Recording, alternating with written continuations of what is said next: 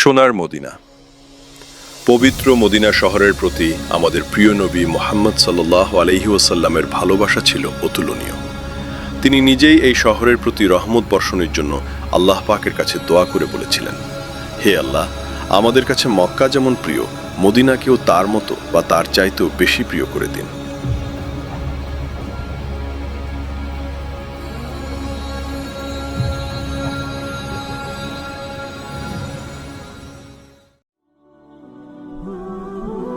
মদিনার মর্যাদা অপরিসীম। রাসূলুল্লাহ সাল্লাল্লাহু আলাইহি ওয়াসাল্লাম বলেছেন, মদিনার সবকিছুই বরকতময়। নবীজি সাল্লাল্লাহু আলাইহি ওয়াসাল্লাম কেন এবং কতটা ভালোবাসতেন এই শহরকে, তার সুনির্দিষ্ট কিছু কারণ রয়েছে। প্রথমত, আশ্রয় ও ভালোবাসা। মক্কা থেকে হিজরতের চরম সংকটময় মুহূর্তে মদিনার আনসার সাহাবীরা তাকে ও তার সঙ্গী সাথীদের সাদরে গ্রহণ করেছিলেন। এই শহরের মানুষের নিঃস্বার্থ ত্যাগ, আন্তরিকতা এবং ঈমানী ভ্রাতৃত্ব নবীজি সাল্লাল্লাহু আলাইহি ওয়াসাল্লামের হৃদয়ে বিশেষ স্থান করে নিয়েছিল। মক্কা থেকে মদিনা হিজরতের পর অনেক সাহাবী নতুন আবহাওয়ার কারণে অসুস্থ হয়ে পড়েন। তখন নবীজি সাল্লাল্লাহু আলাইহি ওয়াসাল্লাম আল্লাহর কাছে দোয়া করেন, হে আল্লাহ, আপনি আমাদের মক্কার মতো মদিনাকে অথবা তার চেয়েও বেশি প্রিয় করে দিন। তার এই দোয়ার বরকতেই মদিনা সকল মুমিনের কাছে অত্যন্ত ভালোবাসার শহরে পরিণত হয়। দ্বিতীয়ত, ঈমানের কেন্দ্রবিন্দু ও প্রত্যাবর্তনের স্থল।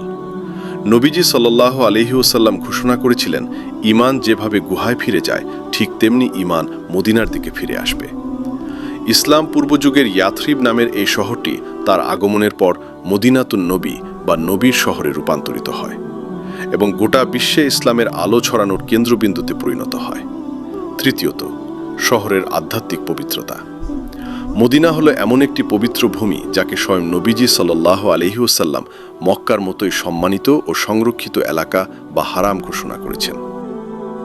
তিনি মদিনাকে অগ্নিকুণ্ডের সাথে তুলনা করেছেন, যা সমস্ত পাপ ও মুনাফিকদের বের করে দিয়ে এর পরিবেশকে নিষ্কলুষ ও পবিত্র করে তোলে। চতুর্থত, গভীর আত্মিক টান। মদিনার মাটি, বাতাস ও প্রতিটি স্থান নবীজি সাল্লাল্লাহু আলাইহি ওয়াসাল্লাম অত্যন্ত ভালোবাসতেন। এমনকি মদিনার উহুদ পাহাড় সম্পর্কে তিনি বলেছিলেন, উহুদ এমন একটি পাহাড় যা আমাদের ভালোবাসে এবং আমরাও একে ভালোবাসি। এই পবিত্র শহরের প্রতি তার এতটাই তীব্র অনুরাগ ছিল যে কোনো সফর থেকে ফেরার সময় মদিনার দেয়াল ও খেজুর বাগান চোখে পড়লে তিনি তার বাহনের গতি বাড়িয়ে দিতেন এবং ভালোবাসায় অধীর হয়ে উঠতেন। পঞ্চমত, মদিনার ধূলিবালির প্রতি ভালোবাসা।